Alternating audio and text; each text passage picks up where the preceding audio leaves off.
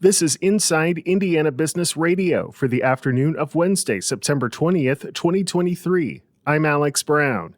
Indiana is one of 8 states selected for a regional technology and innovation hub that will be part of a federally funded national network of centers supporting domestic production of microelectronics, semiconductor manufacturing, and other advanced technologies. The Silicon Crossroads Microelectronics Commons Hub will receive $33 million in federal funding, though a planned location for the Indiana hub has not been publicly announced. Indiana's winning application was submitted by Heartland BioWorks, a consortium of Hoosier stakeholders in the fields of advanced manufacturing and biotechnology.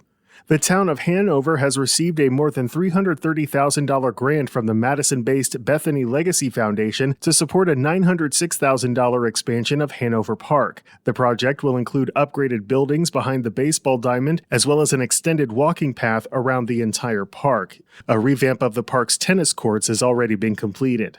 Indianapolis International Airport is once again at the top of the J.D. Power North America Airport Satisfaction Survey for medium-sized airports. It is the 4th time in the last 5 years the airport has earned the distinction and the 6th time overall. From the number one source for Indiana business news, this is Inside Indiana Business Radio. For 25 years, we've had the honor of telling the story of Indiana business. More than 1,300 shows, 8,000 interviews. We've traveled from Valparaiso to Versailles, Fort Wayne to Fort Branch, and everywhere in between. And we are just getting started. Our team is passionate about Indiana business because your story is worth telling.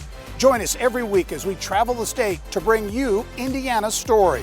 Inside Indiana Business, 25 years and counting. The Terre Haute Humane Society broke ground on its new low-cost veterinary clinic yesterday, which will be an addition to its existing facility. The 4,000-square-foot expansion totals around $730,000, of which $500,000 will be sourced from American Rescue Plan Act funds. Volunteer coordinator Maggie Wheeler told our partners at WTWO-TV the clinic will fill a void in the community after a similar clinic closed several years ago, which led to many residents surrendering their pets because they couldn't afford to care for them. If we can provide that care at an affordable cost to them, that those animals won't be surrendered. The Humane Society continues to solicit donations to raise the final $200,000 for the project. Eli Lilly and Company has filed lawsuits against 10 companies in several states it accuses of selling unauthorized versions of its diabetes drug Mounjaro, which has also been used to help with weight loss.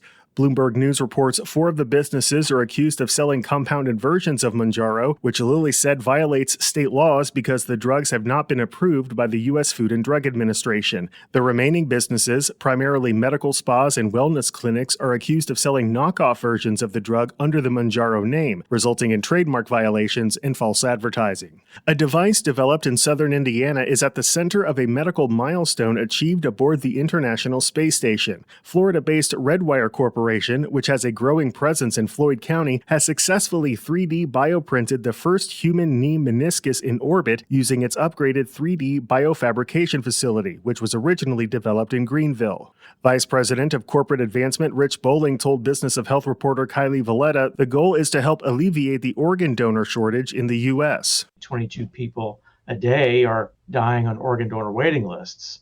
And, one is too many.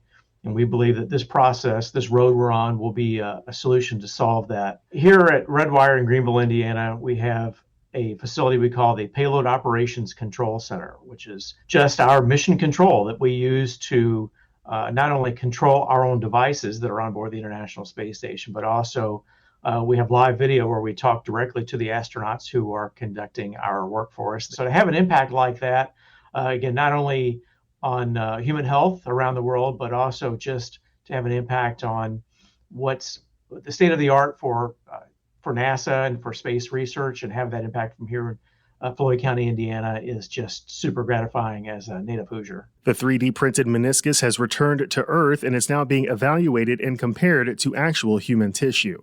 An egg farmer seeking the Republican nomination for Indiana's open U.S. Senate seat in 2024 has filed a lawsuit challenging the constitutionality of a state law that could prevent him from getting on the ballot. John Rust, the chair of Seymour-based Rose Acre Farms, filed a lawsuit against Secretary of State Diego Morales, the Indiana elected Election Commission, and Jackson County Republican Party Chair Amanda Lowry. Rust told the Indianapolis Star he hopes the lawsuit will allow Indiana residents to identify with their party to run for office without following requirements in Indiana law on political party affiliation.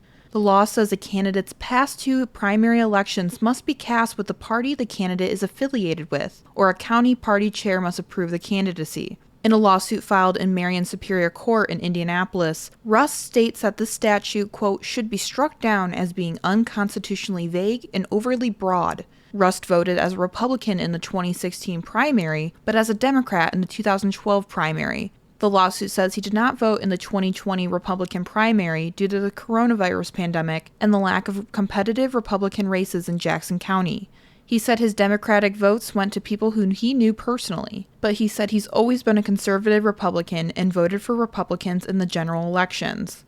The U.S. Senate seat is being vacated by Senator Mike Braun, who is running for governor.